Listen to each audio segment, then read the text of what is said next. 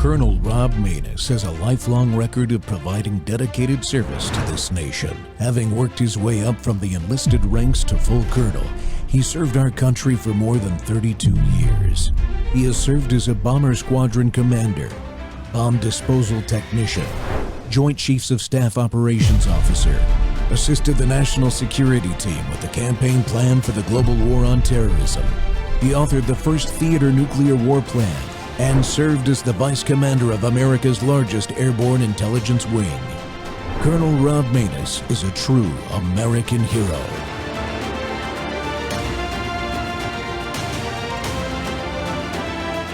This is Rob Maness Live.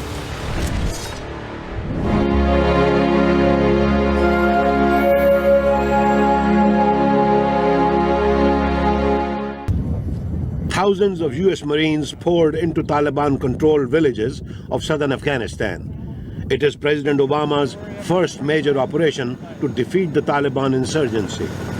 Marine Colonel Christian Cabanis says the aim is straightforward: seize the entire Helmand River Valley, home to the world's biggest opium-producing region. We've been able to squeeze the whole river valley at the same time. It's really disrupting their ability to reinforce any area because every area is under pressure at the same time. Officials describe Khanjar, or strike of the sword, as the largest and the fastest moving operation of the war's new phase. It involves nearly 4,000 Marines and 650 Afghan troops. Earlier, President Obama defined the goal in Afghanistan.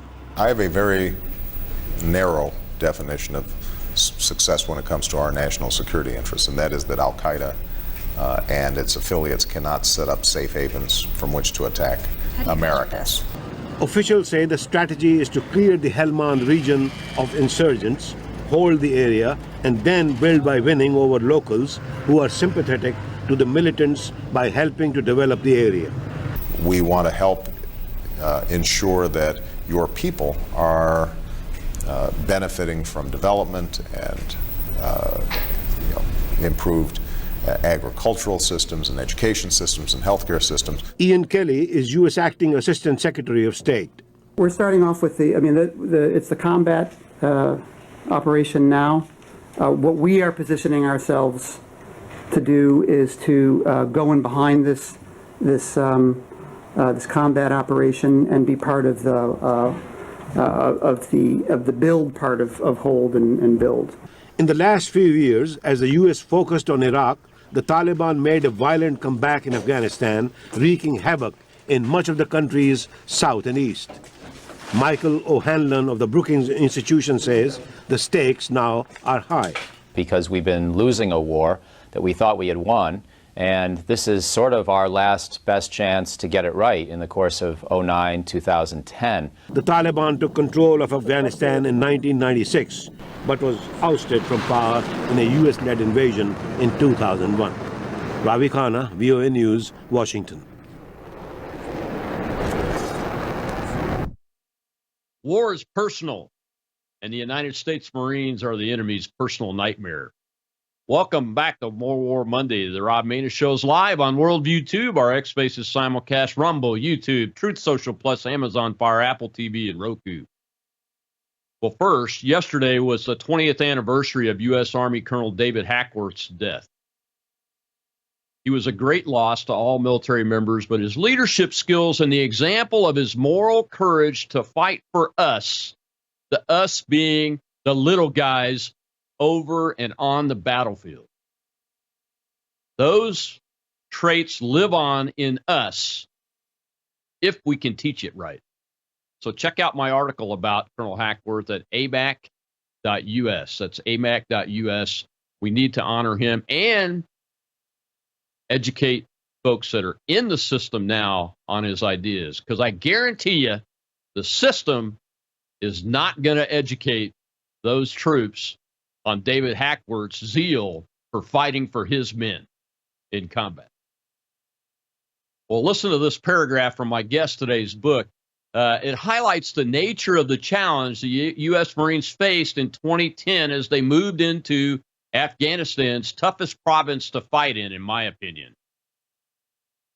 That's what you just saw in the clip. So, quote, west of Kandahar is a hot, dry, and mostly barren land known as Helmand Province.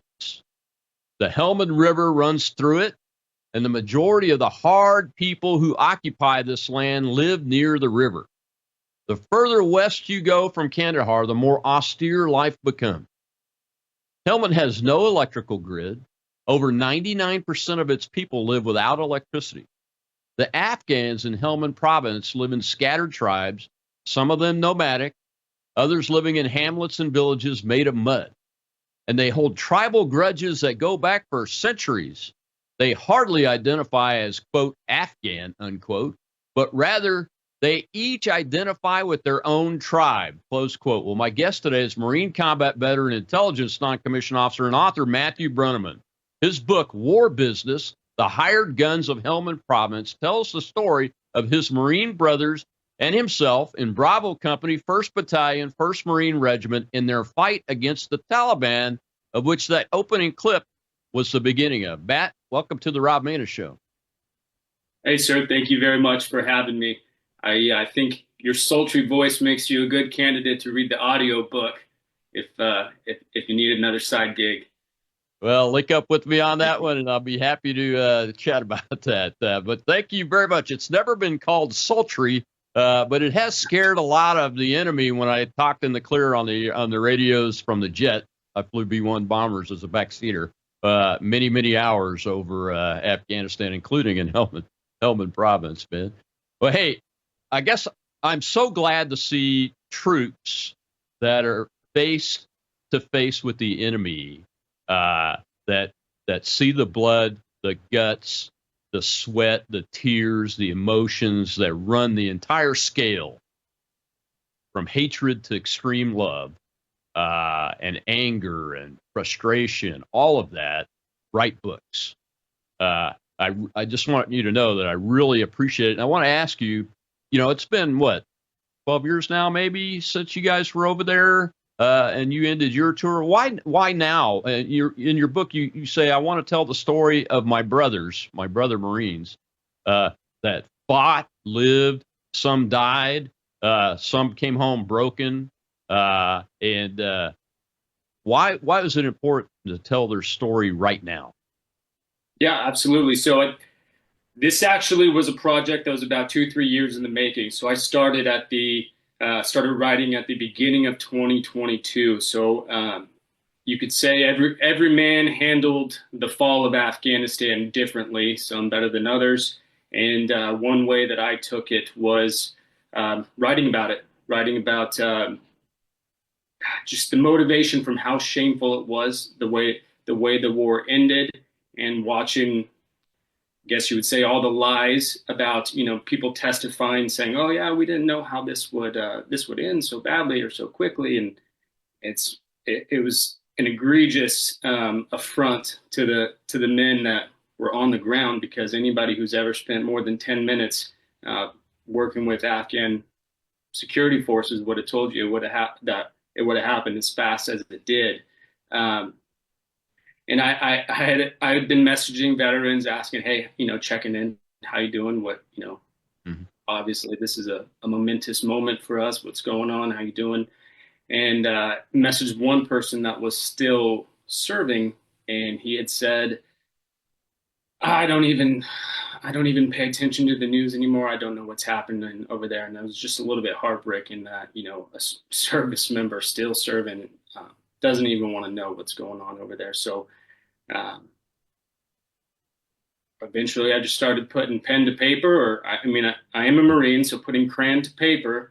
And a couple thousand words later, I started thinking maybe this actually might be a book. So started with the end of the war, and then also started it with just being able to tell my family I'm not alone in the veteran community. When I say I didn't really talk about my service much, I wanted something for posterity for my kids, and then also just my parents and siblings to know, like, hey, this is what I did. This is what we did. This is the life I lived. And it's kind of funny. I got out in 2013, so right after the Marines exfilled from Helmand Province, withdrew from Helmand Province, got out in 2013.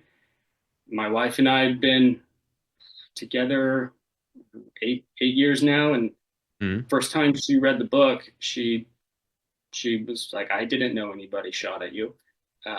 So it's just a representation of veterans who never speak about their service for many reasons. But I felt like I had the opportunity and the words, so I started putting them down, and then wrote the first 20,000 words. And I thought, all right, no one's going to read this. And then wrote another 30 or so thousand words, and I thought, all right, people do need to read this. There's going to be a lot of benefit to the veteran community, to the American people, and just the families of veterans. You know, veterans can't really articulate or choose not to articulate what the war was like, and you know, combat is such a subjective experience that you could tell somebody, and it'll bring up a lot of internal issues and, you know, throw you off your game. But those people they're not going to understand what it's like. It's too subjective. It's kind of like fatherhood. You know, you tell somebody, hey, fatherhood's great, but they won't understand it until they have their first kid. And combat is on the other side of the spectrum, but similar. You won't know about it until you've been through it.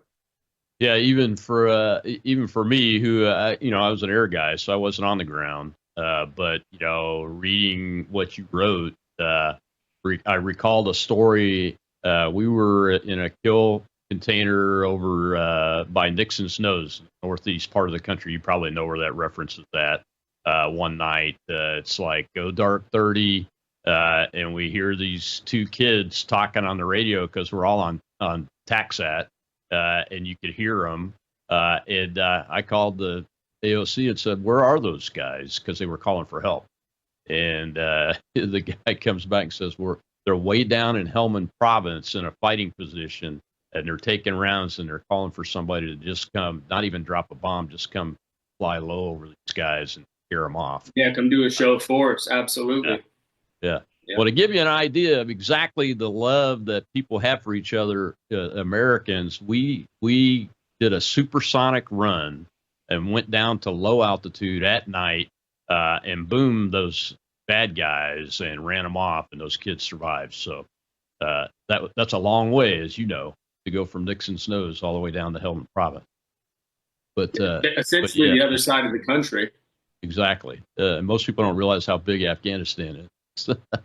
But, you know, I don't even think about that story. I've never really told it that other than amongst my own friends, you know, that I've worked with in the Air Force and everything. But your book brought that memory back up for me, and I appreciate that. That's one of the reasons why I wanted to talk to you, is because when I read the book after you sent it to me, I was like, man, we have got to let people know about this. We got to take a break here in a second. But tell folks about this Memorial Day sale and event that you guys are doing real quick. You got about 30 seconds. Yeah, absolutely. So we partnered with Deployment Cigar Company, and we're going to do a virtual bourbon and cigar event. So you go on deploymentcigars.com and click their virtual event, sign up for it. What you're going to get is a package in the mail. You're going to get 4 tastings of bourbon, a few cigars, and an advanced copy of the book, and then we'll all hang out together for an hour or two and enjoy the book, or enjoy the cigars. Probably won't read it, but enjoy the cigars. Well, maybe you'll be inspired to read it after what you hear, listening in and enjoying the bourbon and the cigars. Well, Matt, we got to take a break. When we come back, we'll see another clip. And I want to give Matthew a chance to talk about his 500-day deployment in this situation. It's one of the things that really makes this book very interesting. He's got a lot of coverage and a lot of time in the dirt, in the bud, in the blood of Afghanistan and Helmand Province. We'll be right back with Matthew Brunnerman.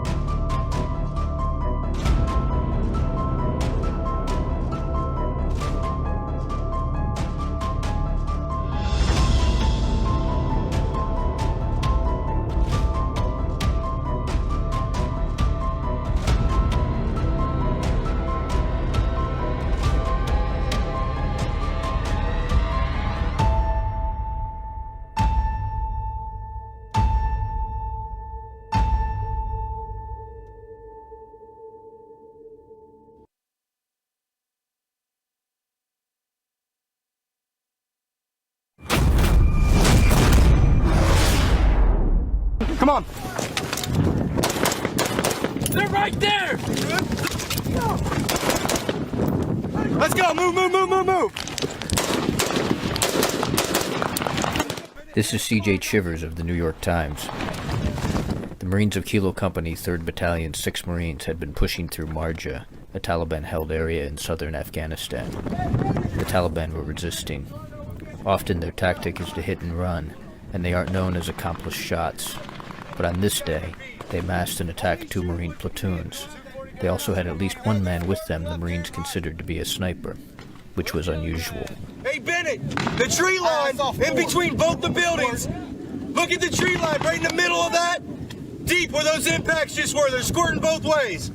The squirters, as Sergeant Brian Rogers, a squad leader, called them, were Taliban fighters a few hundred yards away, trying to escape across the open steppe.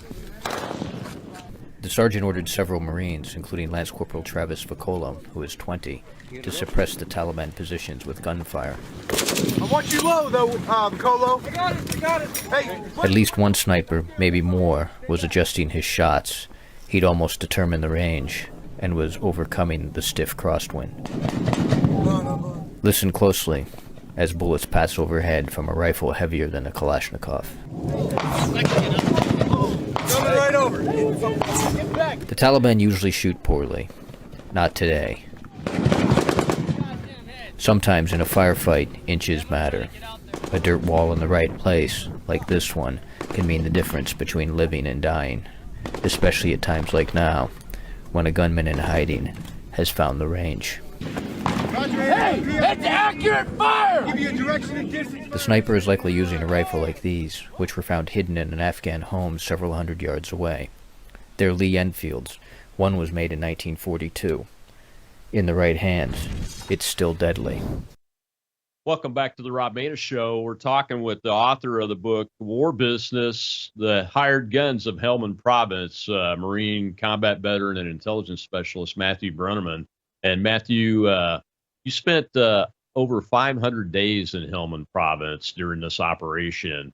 And you were not in some big POC somewhere behind the lines. You were out at a little operating, I won't even call it a base, really, location called Boldak.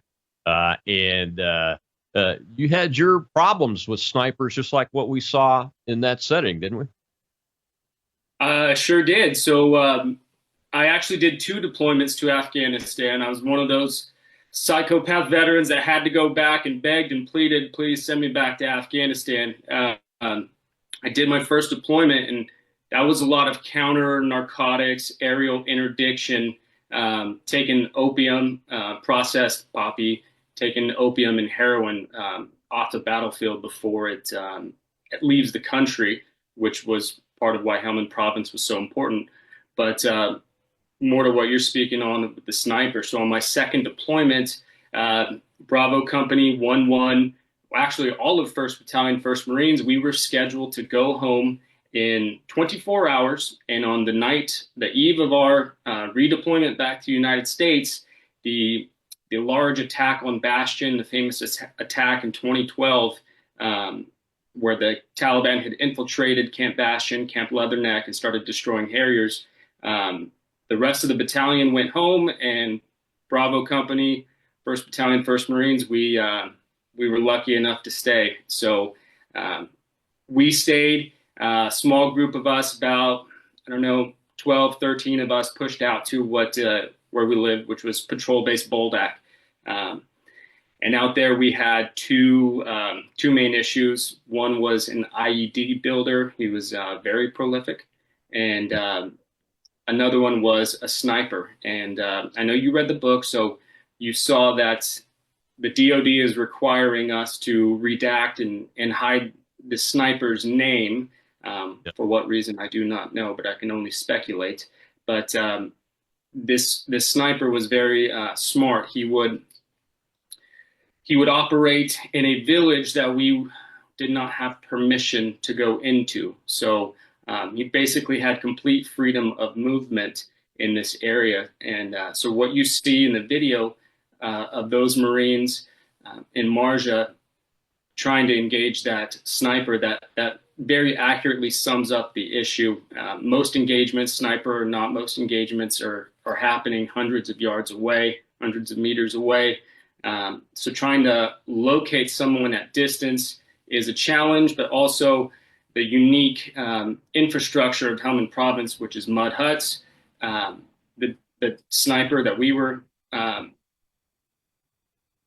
trying to take care of, he would create murder holes in the mud walls. So he would cut a couple inch hole in the wall, a couple inches in diameter, and fire from that. So it would be nearly impossible to actually pinpoint him, which, you know, we would call in guys like you for air support. But if you can't locate the exact compound, then nobody's dropping anything. So it was a very unique challenge in that aspect.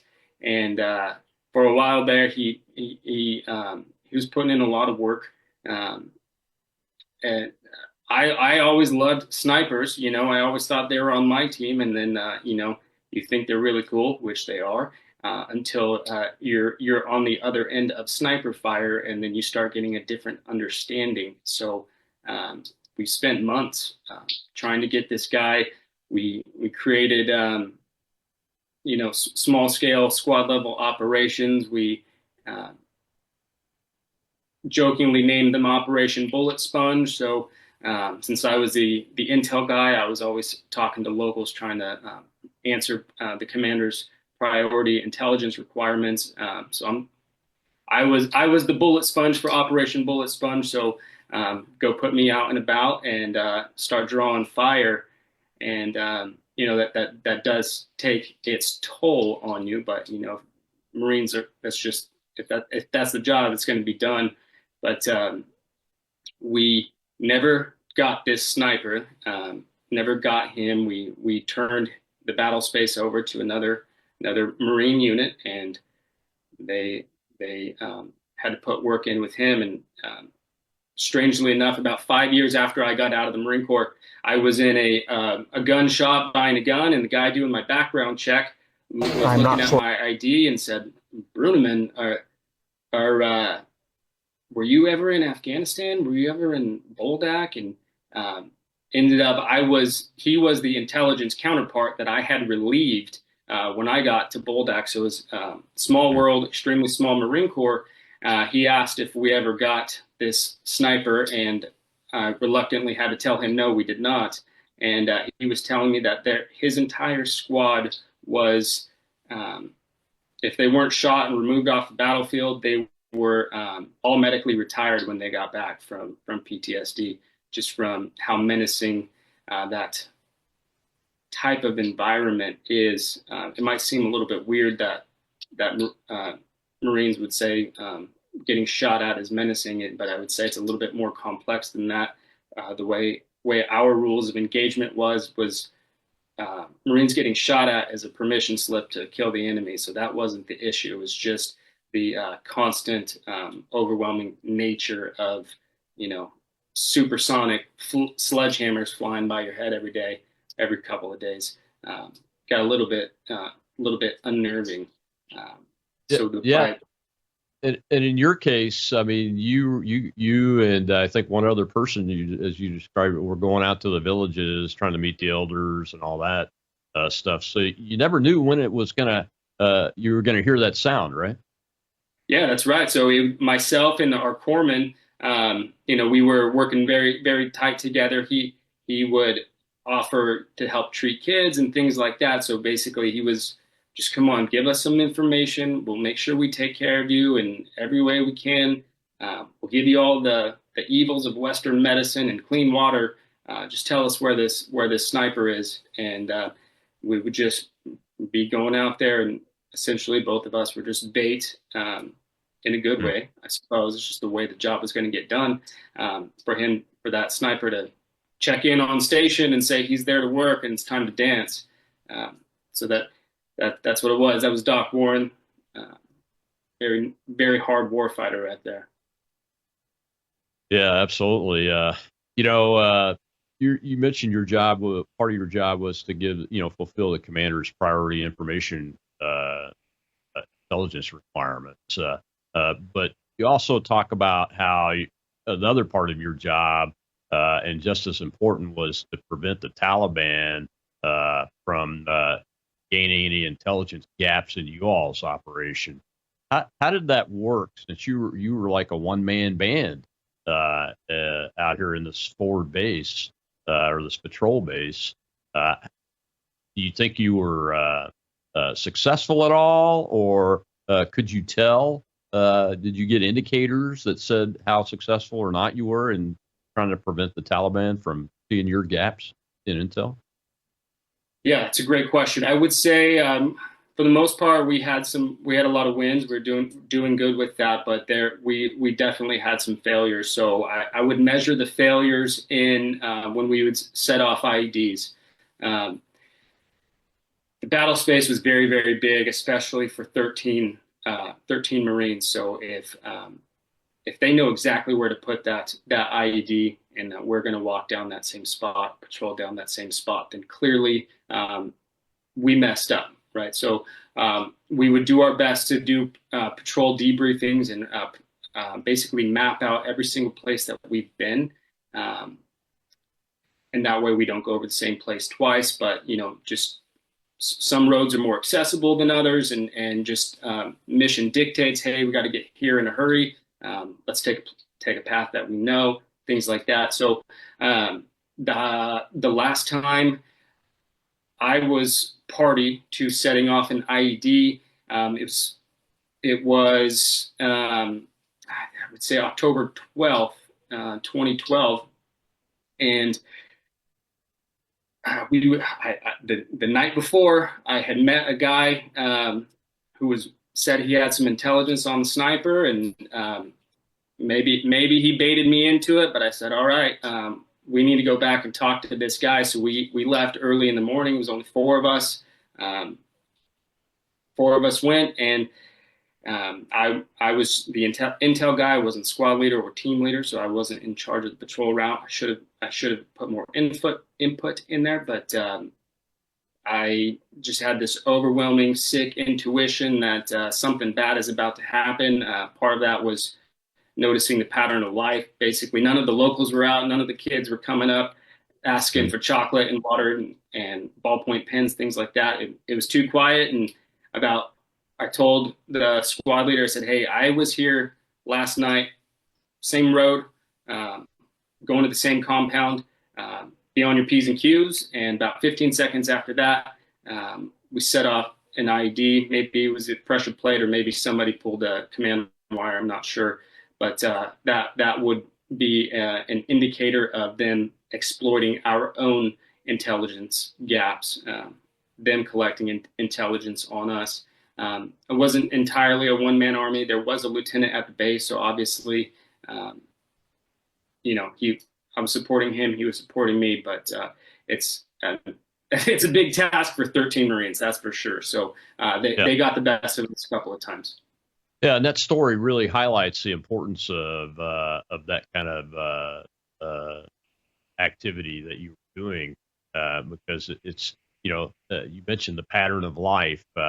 Even that pattern of your life and the patrol base's life can create intelligence gaps, and that's the worst end of what something could happen where you get hit by an IED. Well, we got to take another break, Matthew. When we come back, I'm going to show a little clip about funding sources for the poppies. Remember, Helmand Province, biggest producer of poppies. And where do you get from that? Heroin, etc., drugs. You're going to be surprised by this funding source. We'll be right back.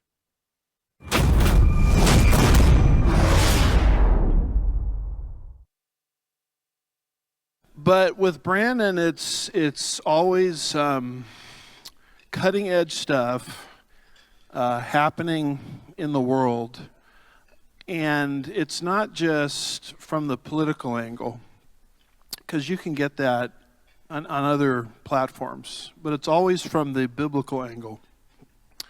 So you're dealing with a guy that loves Jesus, you're dealing with a guy that's very intelligent, you're dealing with a guy that is cutting edge conservatism, and you're dealing with a guy that wants to be biblical all at the same time. And so for that reason alone, I hope many, many people will not just lift up his ministry in prayer, but will also financially get behind it, because from the angle I'm trying to describe, he really is the only game in town. And we desperately need it in these last days. Can I get an amen to that?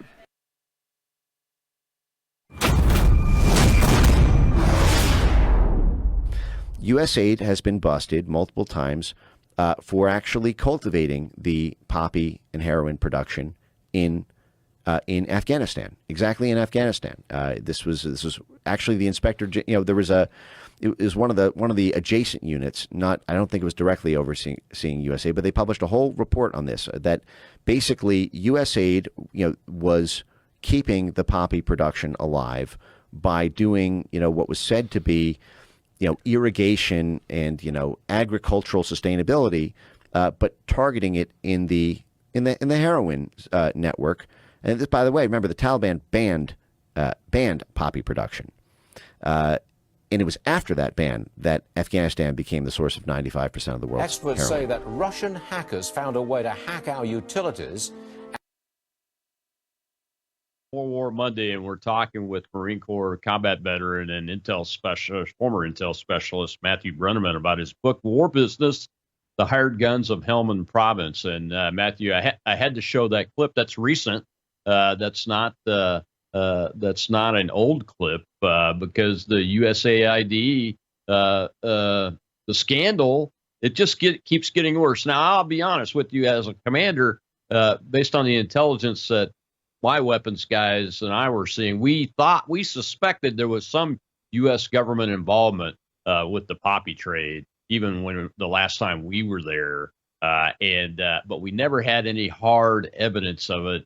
And apparently now there is. How does that make you feel after all that work and people lost and lives disrupted, destroyed?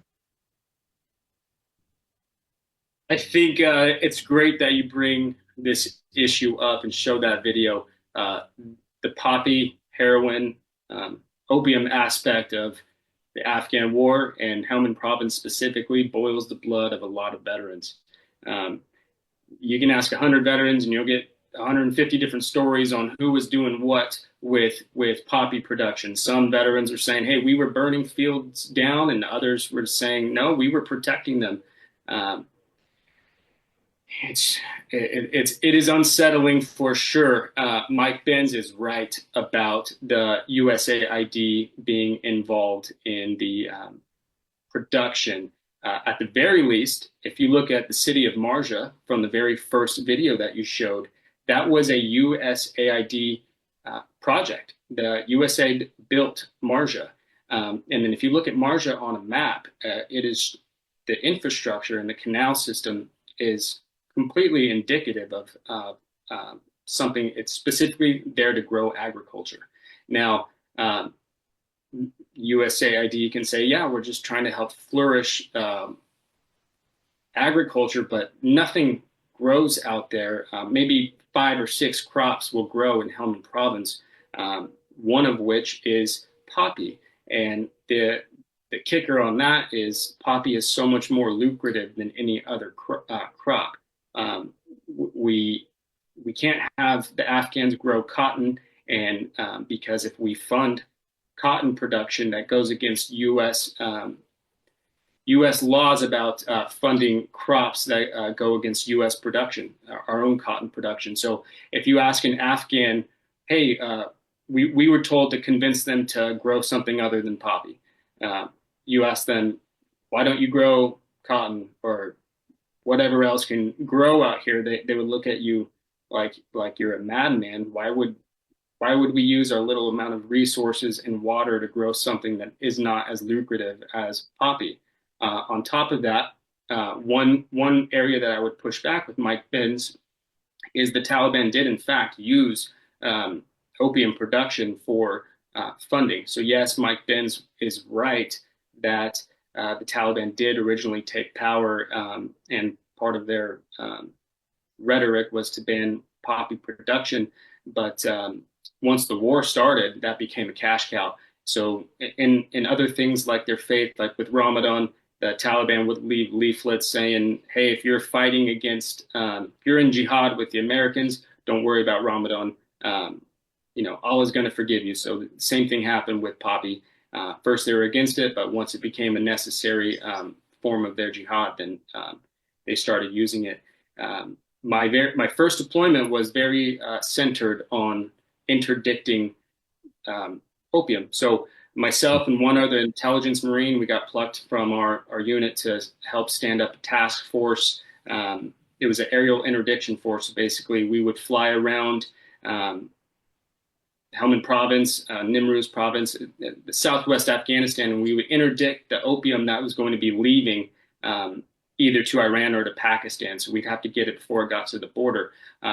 Myself and the other intelligence Marine on that, our role on that task force was probably the coolest thing any intelligence analyst has ever done. So we got access to about $4 million worth of tracking devices and video cameras and audio recording equipment. And I do have to be a little bit vague here. You read the book, you saw how much had to be redacted from here, but we would use our newfound skills to make sure that we got that opium before it left the country, and find out what compounds are being used to bed down as they're staging for opium. So we did about a little over 400 helicopter-borne raids, interdicting millions of dollars of opium. A couple of times we got really lucky, took some Taliban senior leaders off the battlefield, which was pretty awesome.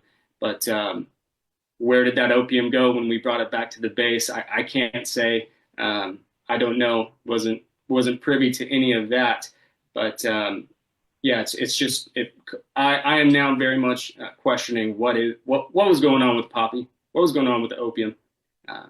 Yeah, and rightly so. We should be questioning that, because we're there fighting in the name of the United States of America, supposed to be on this noble mission of essentially self-defense after 9/11, at least when I was there anyway. And we even knew about it, or had our suspicions about it in mid-2005 at the end of my last combat deployment. So, yeah, I mean, we should be, and we should be irate about it. And I think, I don't know, I think you're right about the ban. I think the ban was basically rhetoric, and then they did another thing behind the scenes, because there's the whole concept in fundamental Islamism about lying when you're in a jihad and those kind of things. So yeah, well, we got a question from the audience. Let's go ahead and take that before we get to this last break. Go ahead, Rob. Rob is our host. Hey, Colonel, we have Colonel Burton. Hey, thank you both for your service, and Semper Fi. As a multi-generational Marine, my question to you is this. I have a grandson, and I'm curious more than anything, and I want to know your opinion on this. What will it take for you? Are you ready for your son and grandsons to serve in the Marine Corps? And if not, what do you need to see in terms of whatever you think you need to see to feel good about your children serving in the Marine Corps and possibly giving their lives? That is a great question. If I could go back in time, I would absolutely go back to Afghanistan. I'm extremely grateful to serve with the men that I served with. Such a formidable experience. Now, I think the most important part of your question is, would I send my sons? I would not. I wouldn't send them to Afghanistan if I had that sort of power. I wouldn't be excited for them to serve at this moment. But, there's so many amazing benefits to being a veteran. So if that's the path he's going to take, then, so be it. God bless him, and I'll pray for him and support him. But when you're asking, what do I need to see? I need to see a just war. I'm not so much as, St. Thomas Aquinas' just war theory, but a war that is clearly defined, a clear enemy. And I right now I take an anti-interventionist standpoint based off of I feel like the war in Afghanistan was relatively pointless as far as for the warfighter. I know unelected bureaucrats benefited, but is what we did out there, I would say, was not worth the blood and bone of Americans. So what I would need to see is, an actual need for us to go, not saying, hey, we're supporting democracy or even, hey, we need to go defend these people somewhere in the Middle East. I would say our culture is so antithetical to their culture that that's not a good enough reason to hand a gold-starred mother a flag, right? So I would need to see, an actual reason, an existential reason that would benefit the American people. I hope that answers your question. That's a great question. I think it fully answered the question, Matthew. I'm going to shift back to the opium thing and the poppy thing for just a second, because you have some pictures in the book, and one of them is of a looks like a civilian car being put onto an MH-53, a Marine Corps helicopter. What is going on with that? All right, so I love those 53s. They'll carry anything. Basically, this happened a lot of times, so I can't exactly say which car this was, which incident this was, but this car was loaded full of processed opium headed for the border. So that we would take everything. We'd take the drivers, the car, the opium, and we'd take it all back for exploitation. And maybe we use that car for some more purposes and put it back in the battlefield and see what happens with it.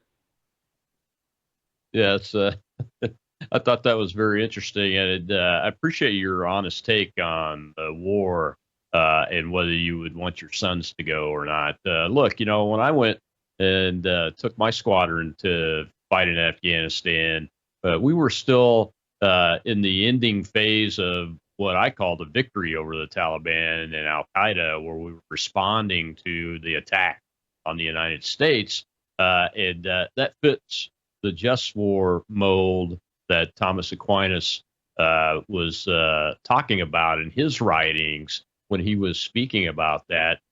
And this just goes to show you, when the United States shifts to this nation building, democracy establishment mission, you got to see the wrong end of that, because you were there 5 years after we left, and in that ensuing 5 years, we told the bosses it's time to go home. We didn't. We shifted to nation building and democracy creation. And then 5 years later, the Taliban was winning again, and you had to face the brunt of that. We're going to take our last break. When we come back, we'll talk some more with Matthew, and you'll see a clip from the former JSOC commander in Afghanistan, the Afghani JSOC commander, who's now the chairman of the United Front, trying to take back his country. And he's going to tell you how important the Helmand province that is. We'll be right back.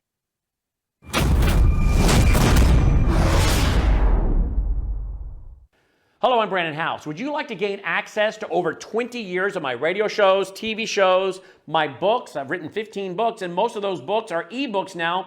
And we have conference DVDs, conferences where we filmed our conferences at the Ozarks, literally starting 20 years ago. It's all available in our archived vault. All you have to do is go to worldviewtube.com/vault, worldviewtube.com/vault, and for a reasonable monthly fee, you gain access to over 20 years of Christian worldview programming, news, information, books, documentaries, and a powerful search engine. And folks, it's a great way not only to educate yourself, equip yourself, but it's a big way that you can help fund our continuation as a broadcast network. Please check it out. worldviewtube.com/vault, worldviewtube.com/vault, and help us continue pushing out a Christian worldview.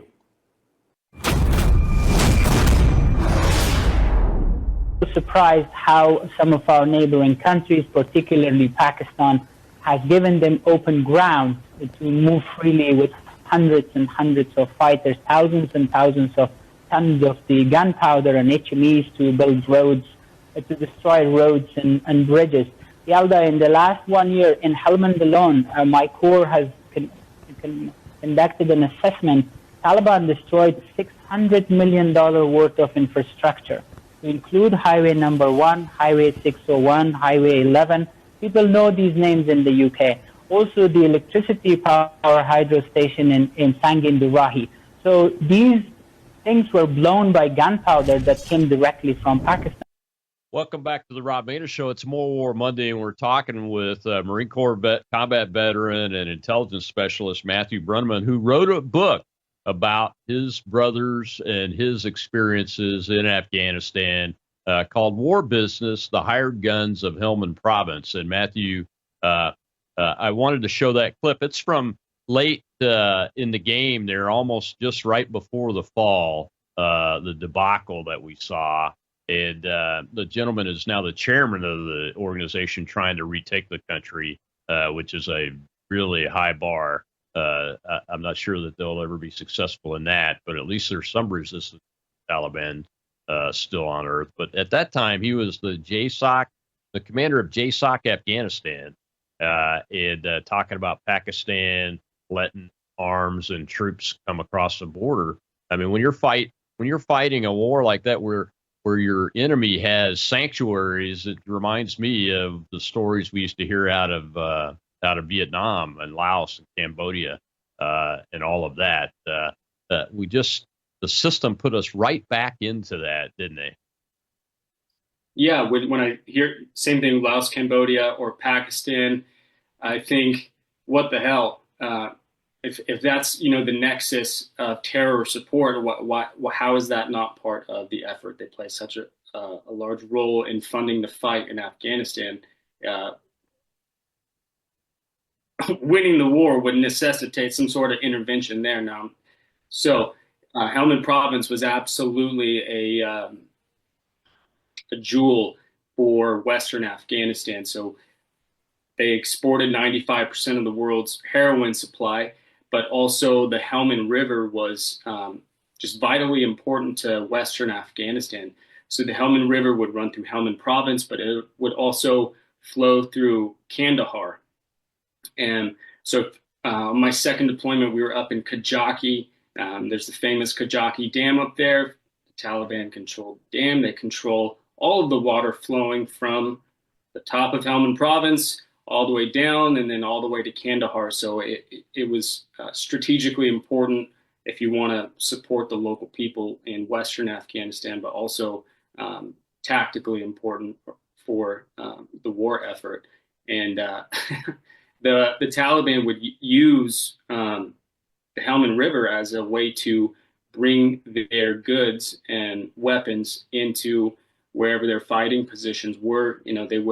They would blow up inner tubes, and we denied freedom of movement on the roads, so they would blow up inner tubes and they would float guns and IEDs and everything all the way down the Helmand River into southern Helmand or into Kandahar. So Helmand was a big piece of just the war in Afghanistan. If you go back to 2008, you see General Stanley McChrystal setting his eyes on Helmand Province as the way to stabilize the rest of Afghanistan. Right. There's the cash cow, and then there's also just complete freedom of movement from the Taliban. So that's where the Marines came in.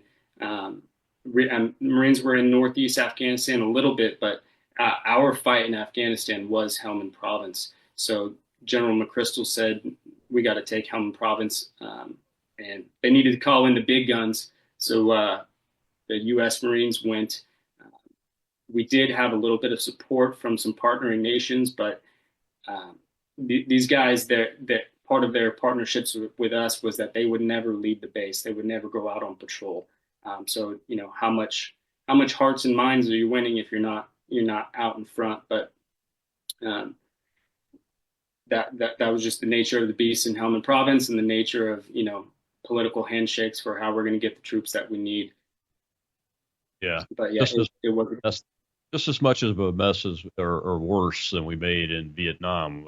Thank God we got out of there when we did, but the way we got out, we'll talk about that in a second. We're going to take a hand here from the audience real quick.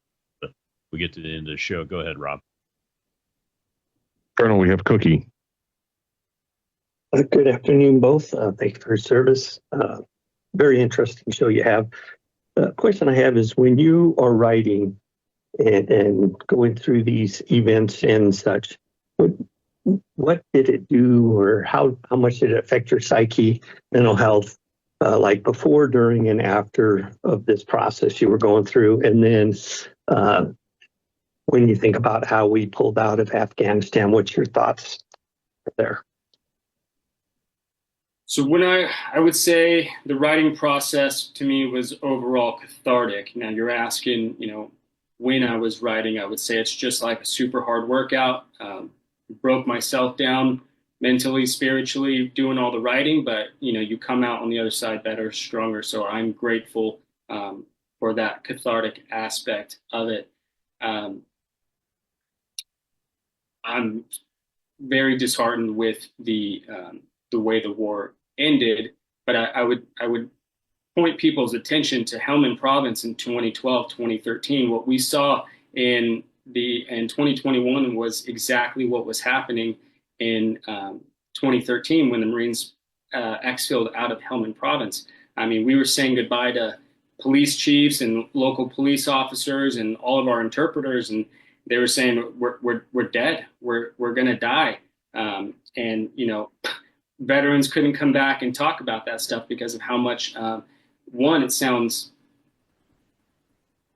like we're making it up, and two, there's so much secrecy that shrouded this war. So, with the Marine Corps specifically in Helmand Province, I would say veterans have been dealing with what we saw in 2021. Marines have been dealing with that since 2013 with the guilt and things like that. So, now I have a resolve. I'm on the other side on an upward trajectory. I'm grateful I have a resolve, and think the truth about the war should be discussed, and the truth should be commonplace in the American zeitgeist. Oh, you're absolutely right. I totally agree with you. That's why we're doing this show, my friend. Absolutely. You spoke earlier about, and you wrote about it in the book about reaching out to other veterans that you fought with, that you served with, people that that served there in this combat and everything. What do you hear from them about the debacle of the withdrawal, and do you think it's got an impact on the suicide rates still? 100%. So I write about that in the book. Well, especially with Marines, what we saw in 2021, Marines have been killing themselves since 2013 because of everything that happened in 2021. It's just the American public didn't know that it was happening 8 years before it did. Turning over Helmand Province was horrible for the Afghan people and horrible for the souls of American veterans. It's just crushing and angering is what they say. And also I'm not alone when I have this anti-interventionist stance where if we go into a country and destabilize what little security they have and way of life they have, the local people pay for those errors, and or pay for us leaving too soon or leaving stones unturned. And I'm worried about future wars that we go into where there's no way in hell Americans are going to be able to win the hearts and minds of other countries because they know exactly what happened to the Afghans that supported us. Yeah, absolutely. In the last chapter of the book, you devoted that to your thoughts on the war as a whole. You mentioned some of them there, but specifically talked about the generals. Tell folks what you wrote about the generals and admirals that were supposed to be winning, but in fact, we got the outcome that we did. Yeah. So basically, they are liars. They were lying the entire time. I'm not going to say every single general officer, but all the ones that were on TV saying we're making progress, Afghans are doing great. That is a complete lie. Well, they were either lying or they're incompetent. Nobody that served with the actual Afghan army would tell you that they were in any way prepared for that or that they wanted to. I mean, most Afghan soldiers weren't even getting paychecks because their general officers were keeping their paychecks. So like in the fall of 21, where we saw generals testifying before Congress saying, we didn't expect how this would happen. That was just either negligence or a lie. And on the most sinister aspect of it, I would say that our general class, especially the ones in leadership positions, they trade our Americans' bones and blood and lives for board seats, stock option positions at weapons companies. That's part of why I call it war business. War is a business. It is a racket. Bit of homage to Smedley Butler, but a lot of people get a lot of money from the war and get set up, with nice, happy retirement. And it should not be that way. American veterans need closure. We need a reckoning. We need heads to turn, absolutely, for us to move on. Yeah, I agree with you. That's why I'm opposed to American involvement in places like Ukraine. It's a fight that is not in America's interest, and war is a racket. I've made all my kids have to read Smedley Butler's book, his little pamphlet there that he wrote, to pay another homage to him, because he was right. I mean, he spent over 30 years of his life.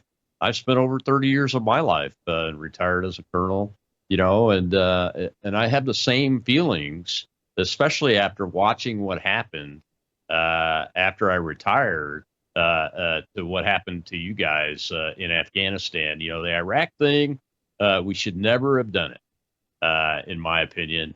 It was very clear cut, but the Afghanistan decision just didn't have to happen that way.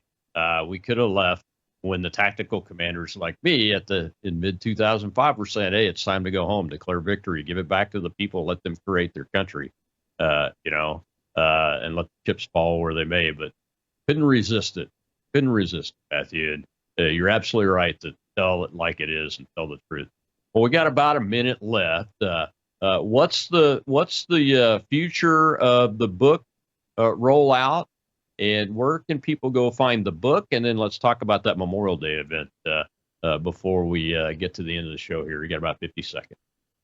Yeah, right on. So the book is coming out this summer.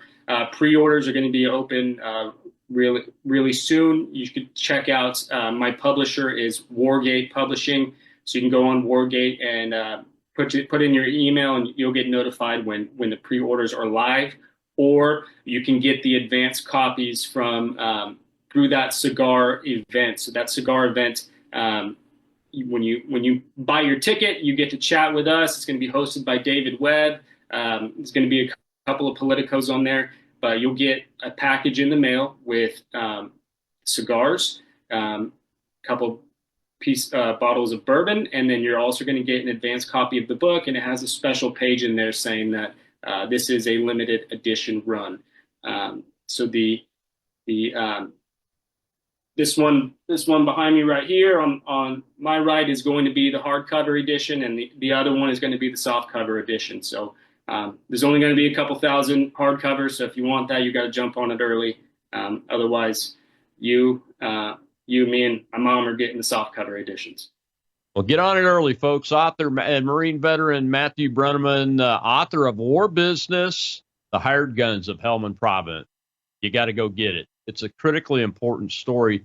We need to hear from these men's mouths that are still alive and able to tell the story of their buddies, their officers, if they're officers, their senior leaders, and the story of America and the disaster that was the withdrawal of Afghanistan. It didn't have to happen that way. Tomorrow is Training Tuesday. We're going around to all of the news with Steve Abramowicz, so it'll be a great time to save your questions up for those things that you wanted to talk about today but had to wait till tomorrow. I'll see you then.